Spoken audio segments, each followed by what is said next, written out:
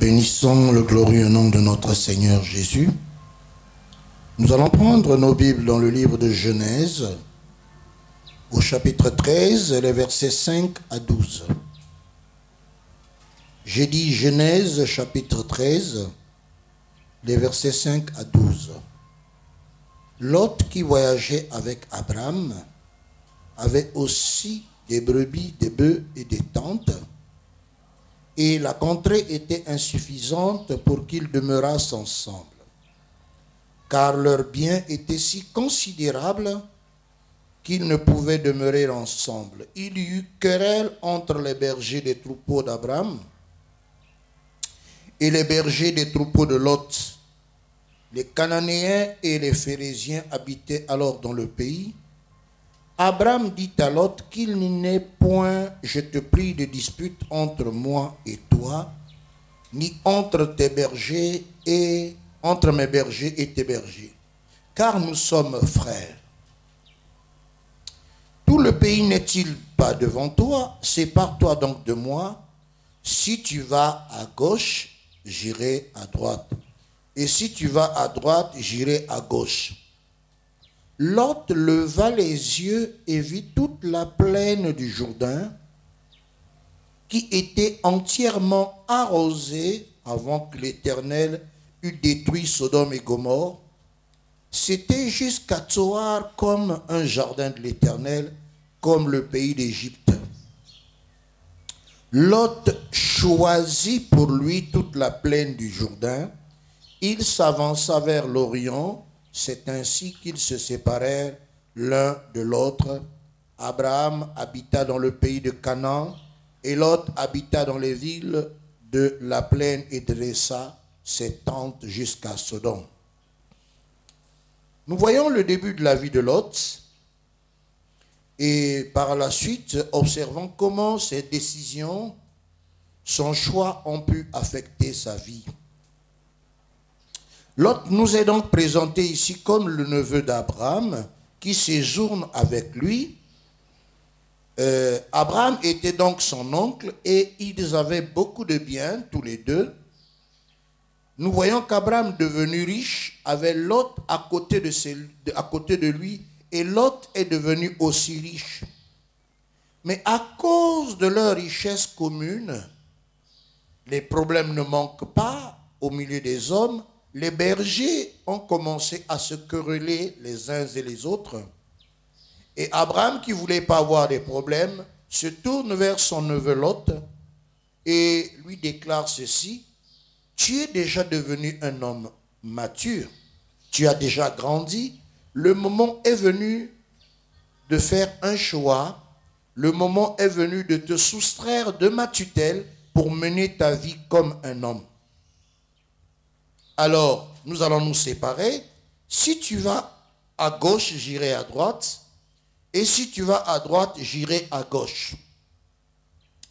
Nous retenons donc que le privilège est accordé à Lot de choisir sur le lieu qu'il devait se rendre. Et en parlant de Lot, au moment où ce privilège lui est accordé par son oncle, il va lever les yeux, il va regarder à gauche, il va regarder à droite. D'un de ses côtés, il va observer que le terrain est montagneux et rocailleux. Il dit, ça c'est un relief difficile, je ne veux pas m'y aventurer. Et de l'autre côté, il va apercevoir une verte vallée, une prairie belle, et la Bible déclare que cette partie belle de paysage, c'était comme le jardin de l'Éternel. Et donc, c'est cette beauté apparente, c'est ce beau paysage qui va orienter le choix de Lot, et il va dire à son oncle, moi, je choisis pour moi cette partie. Parce que la Bible dit que lorsqu'il a levé les yeux, il va regarder la beauté de la place. L'endroit était merveilleux et c'est ça qui va conditionner son choix. Alors le thème de la prédication de ce jour, au travers d'Internet, nous allons parler du choix. Vous savez, bien aimés, que dans toute notre vie, nous avons des choix à faire. Depuis notre tendre enfance jusqu'à un âge avancé, nous avons des choix à faire. Et les choix que nous faisons peuvent affecter nos vies. Le choix qui changera notre vie, c'est selon que nous aurons choisi, selon que nous aurons préféré telle ou telle autre chose. Et dans ce thème qui parle du choix, nous disons que le choix est un facteur déterminant pour son bonheur ou pour son malheur.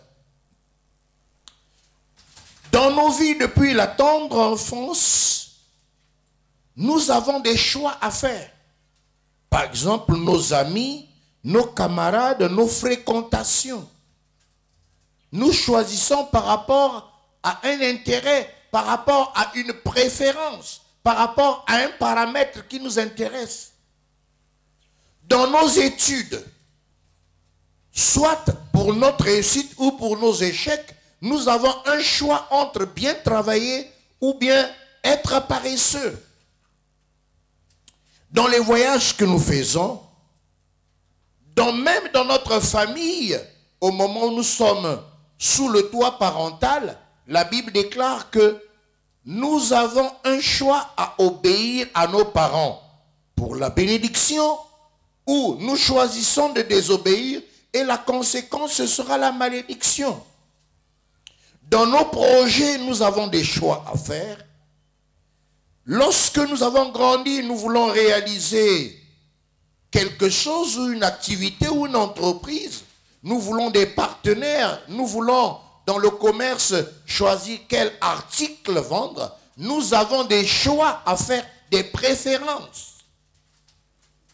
Dans nos distractions, saines ou impures, nous avons des choix. L'un préfère ceci, l'autre préfère cela. Dans le lieu d'habitation, nous avons des choix.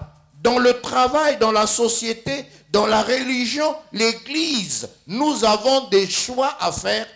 Et l'Éternel, notre Dieu, en créant l'homme, ne lui a pas fait comme un robot qu'on devait téléguider pour lui imposer d'aller dans telle ou telle direction.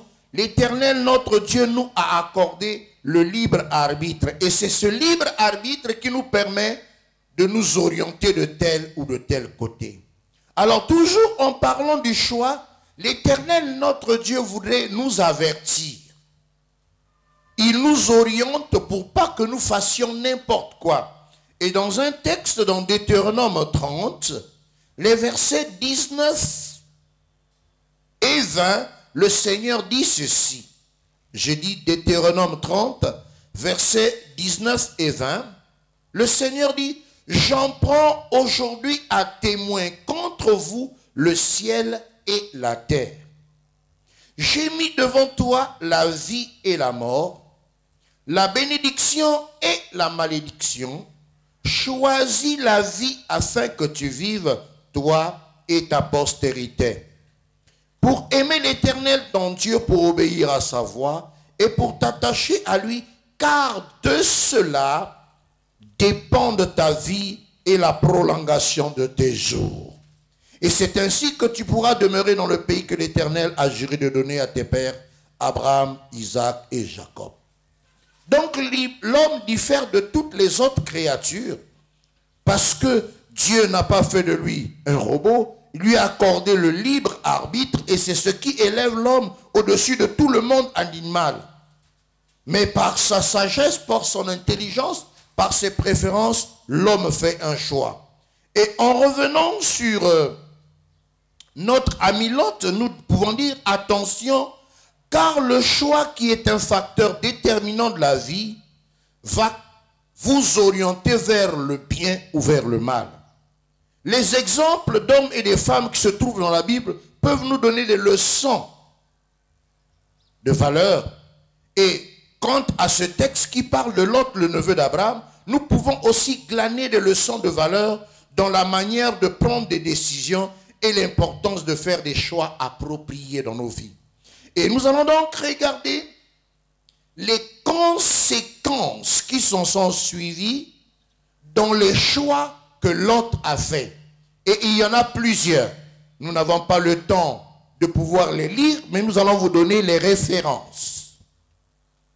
Suite à son mauvais choix, suite au mauvais choix que tu peux faire aujourd'hui, bien-aimé, le seul mauvais choix que tu fais peut gâcher toute ta vie. Un seul mauvais choix peut détruire toute une vie. Nous allons regarder que pendant que Lot a choisi la beauté apparente de la prairie, de la vallée verdoyante qu'il a appréciée, or derrière cette beauté, il y avait Sodome et Gomorrhe. Derrière la beauté se cache toujours la mort. Et la première conséquence, vous lirez chez vous, dans Genèse 14, les versets 10 à 12, là, il est allé se trouver dans un lieu où la convoitise a fait que les peuples environnant Sodome et Gomorrhe, puisqu'à cette époque, la plus grande richesse, la matière première, ce n'est pas le pétrole comme aujourd'hui, mais à cette époque, c'était le sel. Sodome et Gomorrhe, il y avait le sel et toutes les nations environnantes sont venues faire la guerre à Sodome et Gomorrhe et ils ont enlevé les biens. Et avec ces biens, ils ont enlevé les biens de Lot également qui séjournait à Sodome et Gomorrhe. Vous voyez comment un seul mauvais choix peut faire que vous perdez tout ce que vous avez. Lui qui avait hérité d'Abraham, il perd tout à cause d'un seul mauvais choix. Heureusement pour lui que Abraham a eu l'écho de cet enlèvement et il est allé à la rescousse de son neveu. Deuxième conséquence de ce mauvais choix, c'est l'oppression et le supplice par les citoyens de Sodome et Gomorrhe. Nous voyons dans Genèse 19, versets 1 à 11, où Lot, qui en avait marre de l'immoralité, de la dépravation de Sodome et Gomorrhe, le voilà à la porte de la ville. Il ne supportait pas ce qui se passait. Et l'Éternel, notre Dieu qui voulait détruire la ville, a envoyé deux hommes, deux anges pour venir détruire la ville. Et par hospitalité, Lot reçoit les deux anges, les loge chez lui parce que Abraham avait intercédé pour lui. Vous vous rappelez de l'intercession d'Abraham? Donc l'intercession d'Abraham a porté du fruit. Les deux anges sont venus et Lot les a reçus.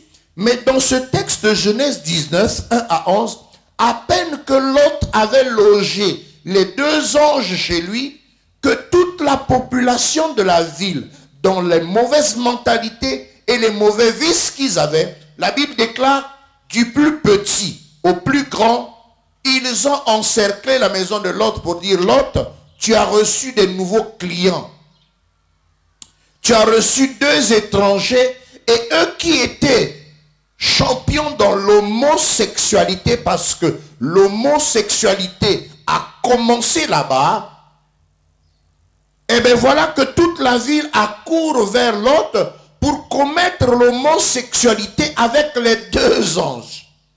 Et Lot ne pouvant pas supporter, il dit, mais homme frère, que faites-vous?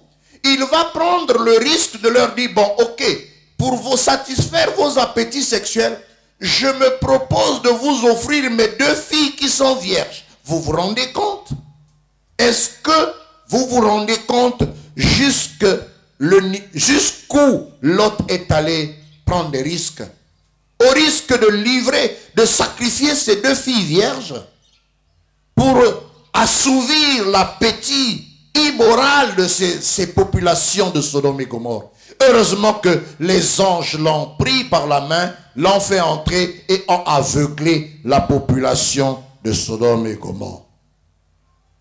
Ça, c'est la deuxième conséquence. La troisième conséquence, c'est toujours dans Genèse 19, versets 15 à 16, où dès l'aube du jour, les anges vont insister pour dire, toi vois Lot, tu es en train de vivre des conséquences de ton mauvais choix, mais quitte la ville. Sors de là. Et Lot ne comprend pas. Et les deux anges sont obligés de le prendre par la main avec ses filles et sa famille. Il dit, allez, tu dois obligatoirement quitter ces lieux en abandonnant. Donc c'est l'abandon de tous ses biens, de toute sa richesse matérielle. Et il en est privé. À partir de cet instant, sous l'insistance des anges, Lot est obligé de quitter cette ville mauvaise en abandonnant tous ses biens. Il a perdu tous ses biens et définitivement. Combien de personnes, à cause d'un seul mauvais choix, ont tout perdu dans leur vie? Bien-aimés, les conséquences ne sont pas finies. Nous en arrivons à une autre conséquence, à la quatrième. Et nous sommes toujours dans le livre de Genèse, chapitre 19, le verset 17 à 26, où nous voyons que les anges demandent à Lot de quitter ces lieux pour se réfugier à Tsoar quelque part, où une interdiction leur est donnée de ne pas regarder derrière. Ne regardez pas derrière parce que Dieu en a marre, il veut détruire ces villes de Sodome et Gomorrhe, libérer les lieux. Et pendant que Lot et ses filles libèrent les lieux, Madame Lot avait des pensées. Toute sa mentalité était vers Sodome. Elle a commencé à regretter ses jupes, ses boîtes de nuit, toute la vie qu'elle menait. Et elle s'est retournée pour regarder la destruction de la ville. Et elle s'est transformée en statue de sel. Voilà comment Lot va perdre son épouse et devenir veuf. À cause toujours d'un seul mauvais choix. Je te parle, bien-aimé. Voilà comment un seul mauvais choix peut gâcher toute ta vie. Ce n'est pas fini. Il y a encore une conséquence toujours à ce mauvais choix. Et c'est la honte d'inceste avec ses filles. Nous le voyons dans Genèse, chapitre 19, les versets 30 à 36. Genèse 19, 30 à 36. Et là, les filles, comme elles ont grandi dans Sodome et Gomorrhe, elles ont commencé à prendre les mentalités souillées de cette ville. Et les deux filles vont dire, dans la contrée, il n'y a pas d'homme. La grande sœur dit à la petite sœur, ben, on va faire boire du vin à notre papa pour qu'il couche avec nous et que nous ayons des enfants comme l'usage de tous les hommes. Et c'est ce que la grande sœur va faire. Et le lendemain, elle dit à la petite sœur, je l'ai fait cette nuit, à toi de le faire maintenant. Et la petite sœur a aussi enivré le père. Et la Bible vient déclarer que, voilà, Lot va trouver que ces deux filles sont enceintes et ne comprenant pas d'où cela vient. Il a posé la question aux filles. Les filles vont dire que celui qui nous a enceintés, c'est toi. Voilà, bien-aimés, le message de ce jour, les conséquences du seul mauvais choix. Et nous allons conclure notre message par un texte que nous allons lire. C'est la conclusion. Et je ne voudrais pas que tu arrives à cette conclusion dans ta vie. Dans 2 Pierre chapitre 2, nous allons le lire, versets 7 à 8. 2 Pierre chapitre 2, versets 7 à 8 que nous lisons. Et s'il a délivré le juste Lot, profondément attristé dans la conduite de ces hommes, sans frein dans leur dissolution, car ce juste qui habitait au milieu d'eux tourmentait journellement son âme, juste à cause de ce qu'il voyait et entendait de leur œuvre criminelle. Je suis en train de parler à quelqu'un. Tout chrétien que tu sois, la Bible déclare que tu es juste comme Lot. Tout enfant de Dieu saint comme toi, la Bible déclare que tu es aussi juste comme Lot. Mais regardez, ce texte-là est choquant. Ce juste Lot, un enfant de Dieu, un homme saint, un homme apprécié de Dieu, la Bible appelle le juste. Mais il va gâcher toute ta vie parce qu'il tourmentait tous les jours son âme à cause de ce qu'il voyait et de ce qu'il vivait dans Sodome et Gomorrhe. À cause d'un seul mauvais choix. Qu'il n'en arrive pas, que cela n'arrive pas dans ta vie, au point où tu déclares, ah, si je savais. Que Dieu vous bénisse.